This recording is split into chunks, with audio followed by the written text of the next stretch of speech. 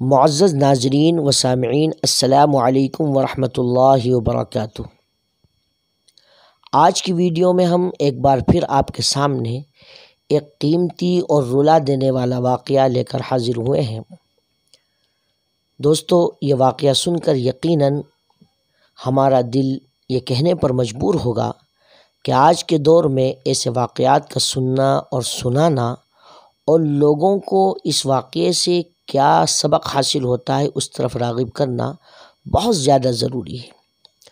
تو دوستو، جس کے ساتھ یہ واقعہ پیش آیا ہے وہ خود اپنی رودات سناتے ہیں اور کچھ یوں گویا ہوتے ہیں کہ مجھے اپنی زندگی کی پہلی کمائی ملنے والی تھی، 3 ماہ کی تنخواہ ایک ساتھ ملی اور ساتھ ہی چھٹی بھی مل گئی۔ گھر پہنچا تو عید کا سماں تھا، ماں باپ بہن بھائی سب بہت خوش تھے۔ میں نے ساری رقم والدہ کے ہاتھ پر رکھ دی۔ والدہ نے رقم کا تیسرا حصہ اللہ کی راہ میں خرچ کرنے کی نیت سے الگ کر لیا اور کہا کہ اس رقم سے ایک بیوہ عورت کے گھر راشن خرید کر پہنچا دینا ہے جو دور کے ایک محلے میں رہتی تھی۔ میں اسی وقت گیا اور راشن خرید کر لایا۔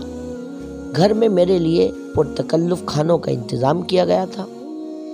بہن بھائیوں کے ساتھ مل کر لذیذ کھانے کے مزے اڑائے اور سفر کی تھکاوٹ دور کرنے کی غرض سے رضائی میں گھس کر سو گیا۔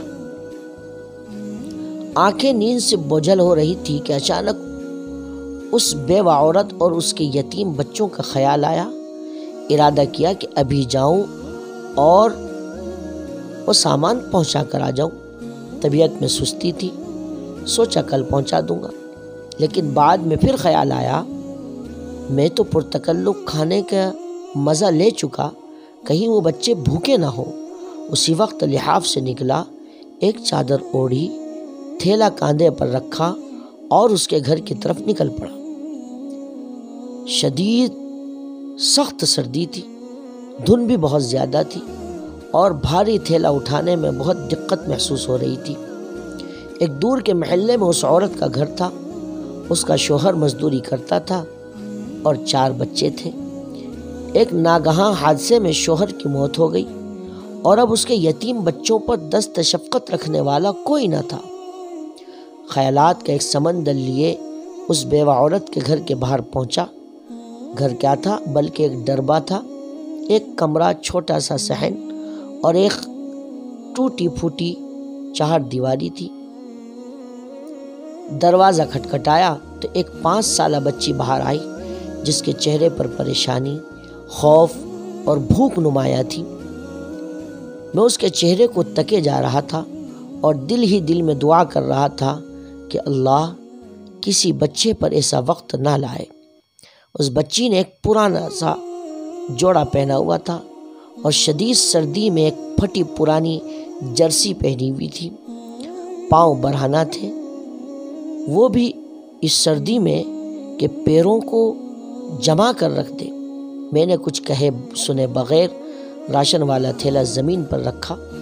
تھیلے کو دیکھتے ہی وہ بولی، کیا اس میں کھانے کا سامان ہے؟ یہ سننا تھا کہ میں حیران ہو گیا۔ ایک بار پھر اس نے یہی سوال دہرایا۔ میں نے مثبت انداز میں سر ہلا دیا۔ وہ بچی خوشی کے مارے چیختی چلاتی ماں کی طرف بھاگی اور یہ کہے جا رہی تھی، امی فرشتہ آ گیا، امی فرشتہ آ گیا، امی فرشتہ آ گیا۔ اور پھر 2 اور چھوٹے چھوٹے بچے خوشی مارے دروازے پر دوڑے اور چلے آئے، کبھی مجھے دیکھتے کبھی اس تھیلے کو، اور خوشی سے لوٹ پوٹ ہوئے جا رہے تھے۔ میری آنکھوں سے آنسو رواں ہونے لگے، آنسو جاری ہو گئے، ہونٹ کپ کپا رہے تھے اور جسم میں ایک سرد سی لہر دوڑ رہی تھی۔ یا اللہ، یہ کیا ماجرا ہے؟ کیوں یہ بچے مجھ گناہگار کو فرشتہ سمجھ بیٹھے ہیں؟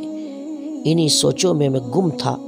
ایک خاتون جو ان کی ماں تھی دروازے پر آئی اور دروازے کی اوٹ پر کھڑی ہو کر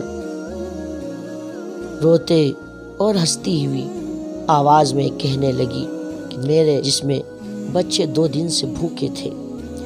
غیرت گوارا نہیں کرتی کہ کسی کے آگے ہاتھ پھیلاؤں۔ میرے مرحوم شوہر بھی محنت مزدوری کرتے تھے، مگر کبھی کسی کے آگے ہاتھ نہ پھیلایا تھا۔ ان کے چلے جانے کے بعد ان کی دیکھ بھال کرنے والا کوئی نہیں ہے۔ رشتہ داروں نے ہاتھ کھینچ لیے ہیں اور محلے والے بھی مدد نہیں کرتے، مگر کبھی کبھی آپ جیسے نیک دل لوگ مدد کر دیتے ہیں۔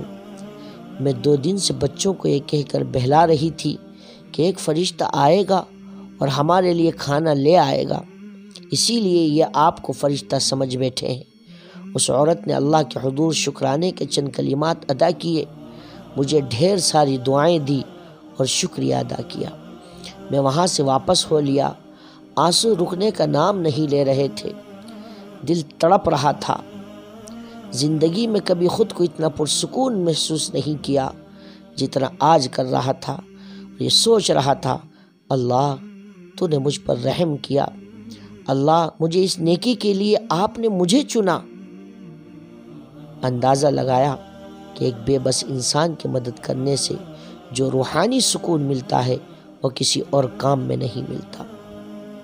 دوستو، ہمارے ارد گرد ایسے بہت سے غریب ہوتے ہیں، ایسے بہت سے مستحق ہوتے ہیں، مستحق ہونے کے باوجود کسی کے آگے ہاتھ نہیں پھیلاتے، مگر مدد کرنے والے ہاتھوں کے منتظر ضرور رہتے ہیں۔